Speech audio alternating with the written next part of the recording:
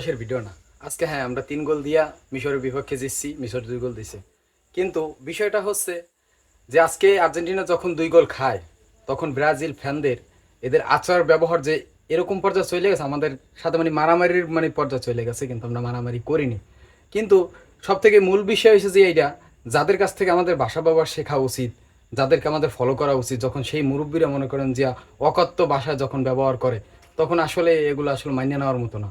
মানে খুব কষ্ট পাইছি, মানে খেলায় জিতেও যতটা না আনন্দ পাইছি, কিন্তু তাদের ব্যবহারে এতটা কষ্ট পাইছি কখনো ভাবতে পারিনি যে আজকে জিতছি। আমাদের এটা আসলে জেতা খেলায় হার জিত আছি। ওই দিন যখন ব্রাজিলের খেলা হচ্ছিল তখন ব্রাজিল হারার পর ব্রাজিলের সমর্থক আমাদের ভাই ব্রাদার যারাই আসলে তাদেরকে আমরা একটা সান্ত্বনা করে, দেখ খেলায় হার জিত আছে, আমরাও সামনের ম্যাচ হেরে যেতে পারি। এবং আমাদের বন্ধু বান্ধব ফ্রেন্ড সার্কেল যারাই আছে আর্জেন্টিনা সবাইদেরকে বলছে কারোর সাথে কোনো কথা বলবি না, বাকবিতরণ জড়াবি না, আর কেউ জড়ায়ও নাই।